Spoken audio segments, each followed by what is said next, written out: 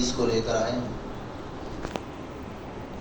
مسند ابی اعلیٰ کے حوالے سے اور مسند بزار کے حوالے سے یہ روایت موجود ہے۔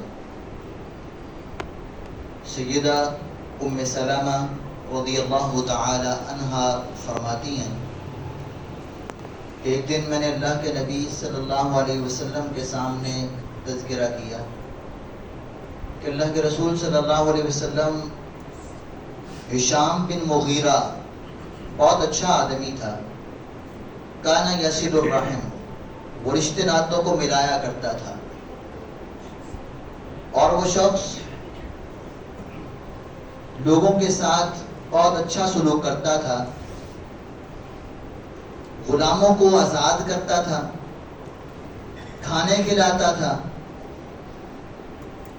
تو بہترین کام ہے اس کے، صلہ رحمی اس کے اندر موجود ہے، کھانے کھلانے اس کے اندر موجود ہے، قیدیوں کو آزاد کرنا اس کے اندر موجود ہے، بہت اچھے کام ہے اس کے۔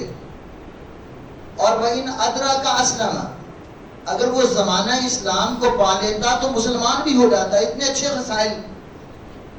هَلْ ذَلِكَ نَافِعُهُ، اللہ کے نبی صلی اللہ علیہ وسلم کیا یہ باتیں اس کو نفع دیں گی؟ تو آپ صلی اللہ علیہ وسلم نے فرمایا لا، اس کو یہ چیزیں نفع نہیں دیں گی۔ انما فعل ذلك للدنیا وذکرها وحمدها، اس نے یہ جو اچھے اچھے کام کیے ہیں اس کا مقصود کوئی اللہ کی رضا نہیں تھا، ان اعمال صالحہ کی بنیاد پر وہ آخرت میں اجر کا امیدوار نہیں تھا، ان بہترین کاموں کی وجہ سے وہ اللہ سے کوئی اجر نہیں لینا چاہتا تھا۔ انما فعل ذلك للدنیا، اس نے یہ سارے کام دنیا کے لیے، وذکرها، دنیا کی شہرت کے لیے، وحمدها، اور دنیا میں اپنے تعریفی کلمات کے لیے یہ سارے کام کیے ہیں۔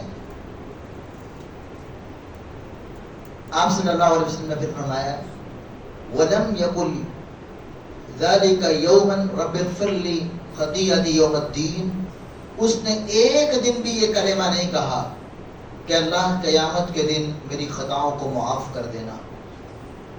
یہ حدیث مبارکہ میری اور آپ کے لیے کئی ایک اسباق لے کے آتی ہے۔ سب سے پہلی بات کہ اعمال کی قبولیت کے لیے ایمان کا ہونا ضروری ہے۔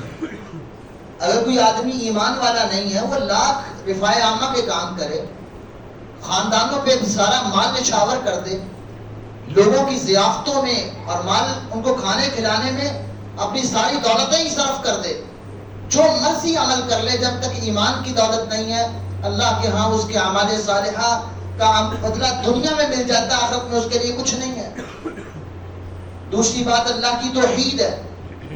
بس اوقات انسان اپنے آپ کو ایمان اور اسلام میں داخل کر کے بھی عقیدہ توحید پہ قائم نہیں ہوتا، غیروں سے تمنائیں اور امیدیں، غیروں کے نام کی نظریں نیازیں، غیروں سے التجا، غیروں کے سامنے جھکنا اور غیروں پر اعتماد کر لینا، اور انسان کا عقیدہ توحید کے منافی امور کرنا، یہ انسان کے اعمال کو برباد کر دیتا ہے۔